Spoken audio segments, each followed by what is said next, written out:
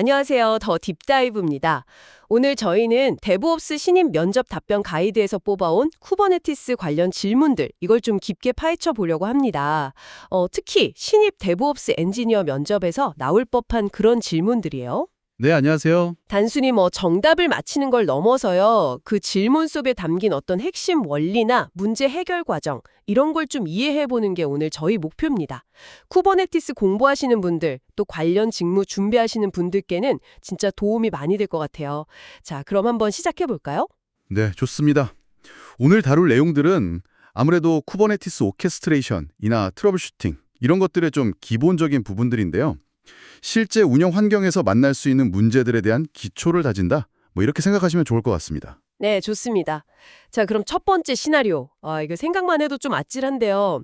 노드가 갑자기 not ready 상태가 된 거예요. 근데 큐블렛 로그에도 아무것도 안 나오고 심지어 SSH 접속도 안 돼요. 완전 극한 상황이죠. 이럴 때 뭘 봐야 할까요? 이런 상황 진짜 당황스럽죠. 일단 SSH 접속이 안 된다는 게 굉장히 큰 힌트거든요. 그 말은 문제가 쿠버네티스 레이어보다는 더 아래, 그러니까 인프라나 OS 레벨일 가능성이 아주 높다는 거죠. 그렇죠. 쿠버네티스 문제가 아닐 수도 있겠네요. 네, 네트워크 문제일 수도 있고 OS 부팅이 잘못됐거나 아예 하드웨어 이슈일 수도 있고요. 그렇군요. 그래서 자료에서도 클러스터 외부에서 접근하는 방법을 제일 먼저 이야기하더라고요.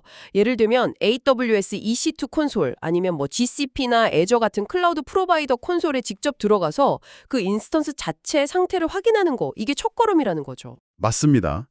가장 먼저 확인해야 할 부분이죠. 그 외에도 시리얼 콘솔 접근이라든지 인스턴스 메타데이터 확인 같은 방법도 있고요.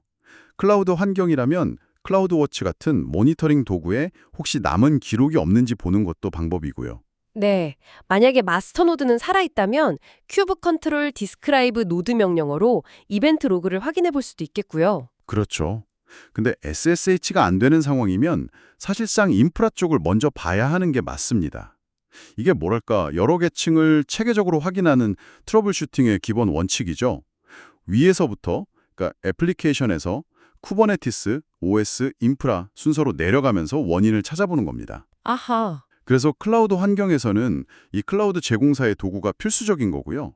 만약 온프레미스 환경이라면 IPMI 같은 하드웨어 관리 도구나 아니면 네트워크 스위치 로그 같은 걸 봐야 할 수도 있겠죠. 답변 예시를 보니까 본인이 미니큐브로 실습했던 경험을 이야기하면서도 실제 운영 환경에서는 클라우드 콘솔 접근이 아마 더 중요할 것 같다고 답하더라고요.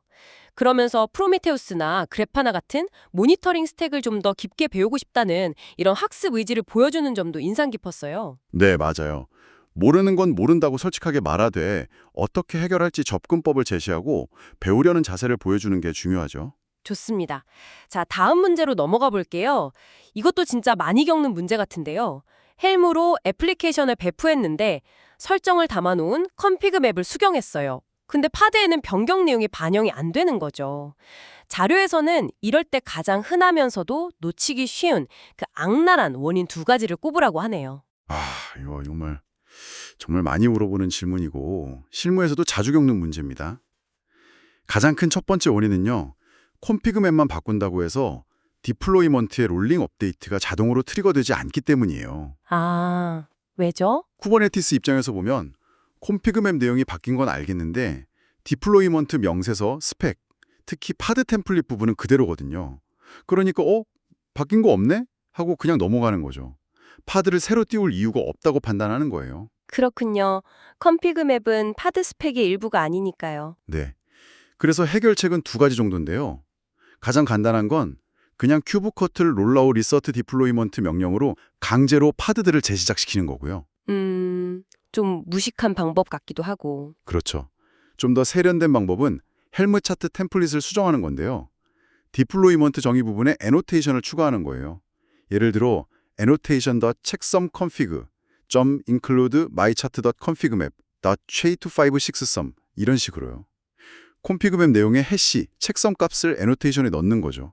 그러면 컨피그 맵 내용이 바뀔 때마다 해시 값이 바뀌니까 애노테이션 값이 변하고. 네, 맞아요. 그러면 디플로이먼트 명세 자체가 변경된 걸로 쿠버네티스가 인식해서 알아서 롤링 업데이트를 진행해 줍니다. 아주 영리한 방법이죠. 이거 좋은 팁인데요. 그럼 두 번째 원인은 뭔가요? 두 번째 악랄한 원인은 콘피그 맵이 환경 변수로 주입된 경우입니다. 환경 변수요? 네, 환경 변수는 파드가 처음 시작될 때 딱 한 번만 읽어서 자신의 환경으로 가져가거든요. 마치 프로그램 실행할 때 넘겨주는 커맨드 라인 인자처럼요. 일단 실행되고 나면 중간에 바꿀 수가 없어요. 아, 그러면 이미 실행 중인 파드에는 컨피그 맵을 아무리 고쳐봤자 반영이 안 되겠네요. 네, 전혀 안 되죠. 그래서 이 경우에는 해결책이 컨피그 맵을 환경 변수 대신에 볼륨으로 마운트하는 방식으로 바꾸는 거예요. 볼륨 마운트 방식으로 바꾸거나 아니면 그냥 파드를 재시작하거나. 네, 맞아요. 볼륨 마운트는 파드 내부에 파일 형태로 연결해 주는 거니까 이론상으로는 애플리케이션이 그 파일을 주기적으로 다시 읽으면 변경 사항을 반영할 수도 있어요. 물론 앱이 그렇게 만들어져 있어야겠지만요. 핵심은 결국 쿠버네티스는 파드 명세가 바뀔 때만 업데이트를 인지하고 환경 변수는 시작 시점 스냅샷이고 볼륨 마운트는 좀 더 동적이라는 거군요. 정확합니다. 그 차이를 이해하는 게 중요해요. 그리고 아까 말씀드린 헬մ 어노테이션 트릭은 컨피그 맵 변경을 교묘하게 파드 명세 변경으로 바꿔치기 해서 쿠버네티스를 속이는 방법인 셈이죠. 답변 예시에서도 이 부분을 도커 컴포즈 쓸 때 환경 변수 다루던 경험이랑 비교해서 설명하더라고요. 그러면서 햄 업그레이드 원리나 커스터마이즈랑 비교해보겠다, 무중단 배포도 공부해보겠다 이렇게 학습 의지를 보여주는 점이 좋아 보였습니다. 네, 단순히 아는 것뿐만 아니라 연결하고 확장하려는 자세, 아주 중요합니다. 좋습니다. 이번에는 조금 더 기본적인 질문으로 가볼게요. 쿠버네티스에서 네임스페이스는 대체 왜 쓰는 걸까요? 네임스페이스 이거 아주 기본이면서도 중요하죠. 핵심 가치는 딱 하나예요. 논리적 격리. 그러니까 하나의 물리적인 쿠버네티스 클러스터를 마치 여러 개의 가상 클러스터처럼 나눠서 쓸 수 있게 해주는 겁니다. 아, 논리적으로 공간을 나눈다. 가장 대표적인 용도가 환경 분리겠죠. 네, 맞아요.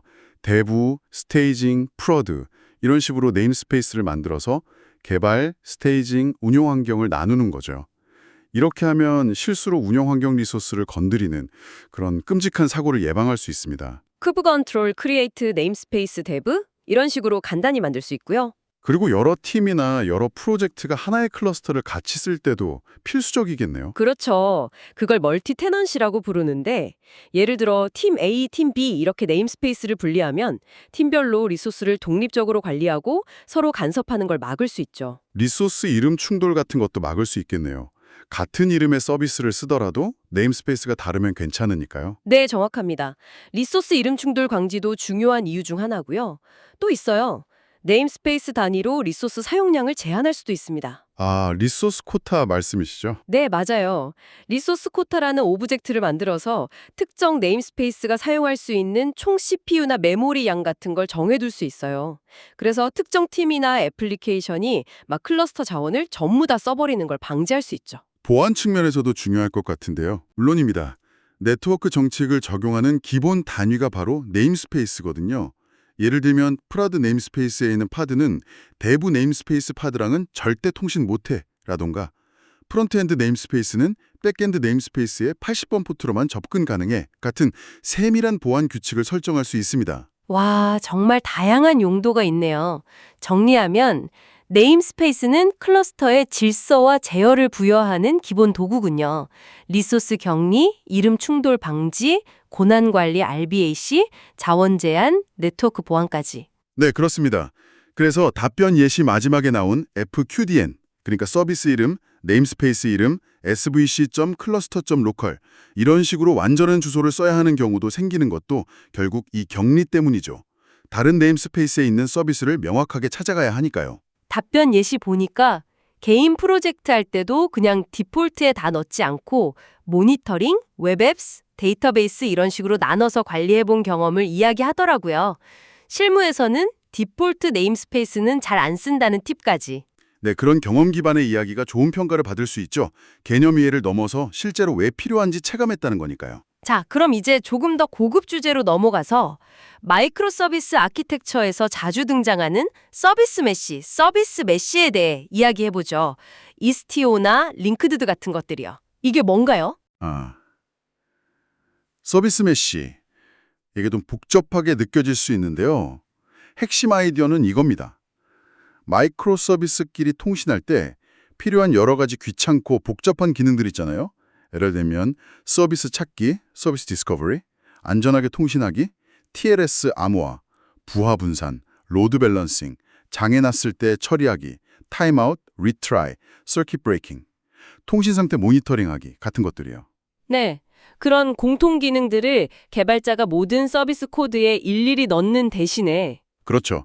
그걸 애플리케이션 코드에서 싹 분리해서 인프라 계층으로 옮겨서 처리하자는 게 서비스 메쉬의 핵심입니다. 와, 그럼 개발자는 진짜 비즈니스 로직에만 집중할 수 있겠네요. 네, 그게 가장 큰 장점이죠. 운영에 관련된 골치 아픈 문제들을 인프라에 맡기는 거예요. 그게 어떻게 가능하죠? 자료에서는 사이드카 프록시 패턴을 이야기하던데요. 네, 맞습니다. 그게 핵심 동작 원리인데요.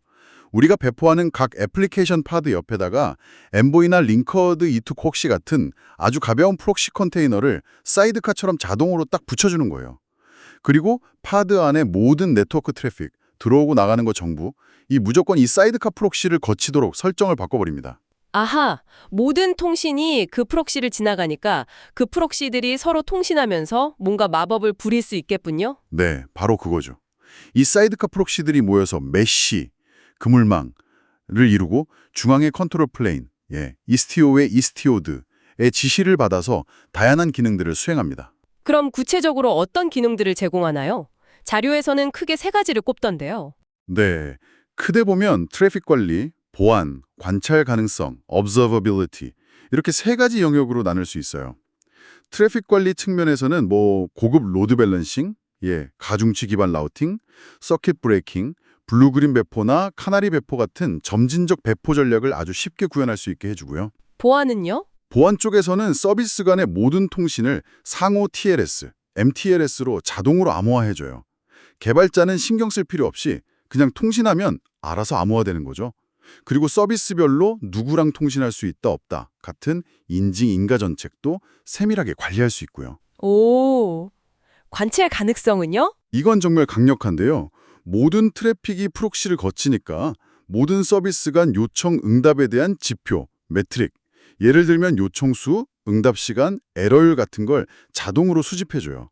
그리고 분산 환경에서 요청 하나가 여러 서비스를 거쳐갈 때 그 경로를 추적하는 분산 추적, 디스트리뷰티드 트레이싱도 쉽게 구현할 수 있게 도와주고 서비스 간의 의존 관계를 시각적으로 보여주는 토폴로지 맵 같은 것도 제공하고요. 와, 정리하면 서비스 메시는 네트워킹, 보안, 모니터링 같은 운영 관련 관심사를 애플리케이션의 비즈니스 로직에서 완전히 분리해주는 거네요. 네, 그게 핵심입니다.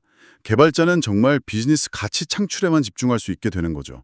물론 장점만 있는 건 아니에요. 아, 단점도 있나요? 네, 아무래도 모든 트래픽이 프록시를 한 번 더 거치다 보니까 약간의 응답 지연 시간, 레이텐시 증가는 피할 수 없고요. 특히 이스티오처럼 기능이 아주 많은 서비스 메시는 설정하고 운영하는 게 꽤 복잡할 수 있습니다. 러닝 커브가 좀 있죠.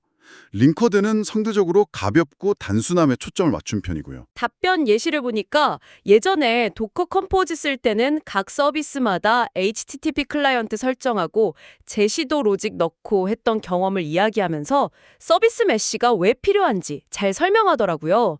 실제 써본 경험은 없지만 그 필요성을 명확히 이해하고 있고 다음 프로젝트에 꼭 적용해보고 싶다는 의지를 보여주는 점이 좋아 보였습니다. 특히 성능 오버헤드에 대한 고민을 언급한 것도요. 네, 그런 솔직함과 학습 의지가 중요합니다. 자, 드디어 마지막 질문입니다. 쿠버네티스의 정말 중요한 기능 중 하나죠. HPA, 호리존탈 파드 오토 스케일러, 수평적 파드 자동 확장기. 이게 무엇이고 어떻게 동작하는 건가요? HPA, 네, 이름 그대로예요. 호리존털, 즉 수평적으로 파드의 개수를 파드 오토스케일러 자동으로 조절해주는 기능이죠. 그러니까 애플리케이션에 부하가 많이 몰리면 파드 개수를 자동으로 늘려서 요청을 나눠 처리하고 부하가 줄어들면 파드 개수를 다시 줄여서 불필요한 자원 낭비를 막는 겁니다. 클라우드의 핵심 가치인 탄력성을 일라스티시티를 구현하는 거군요. 맞습니다. 그리고 비용 효율성에도 기여하고요. 동작 원리는 비교적 간단해요. 네, 매트릭스 서버라는 게 필요하다고 들었어요. 네, 맞아요. 클러스터에 보통 애드온으로 설치되는 매트릭스 서버가 주기적으로 각 파드의 CPU 사용률이나 메모리 사용량 같은 매트릭을 수집합니다. 그러면 HPA 컨트롤러가 이 실제 사용량 값을 보고 있다가 우리가 미리 설정해 놓은 목표치, 모든 파드의 평균 CPU 사용률을 70%로 유지해라 랑 비교를 해요. 그래서 만약 현재 평균 CPU 사용률이 90%다. 그럼 목표치인 70%보다 높으니까 파드 개수를 늘리라고 디플로이먼트나 스테이트블 셉 같은 워크로드 컨트롤러에게 명령을 내리는 거죠.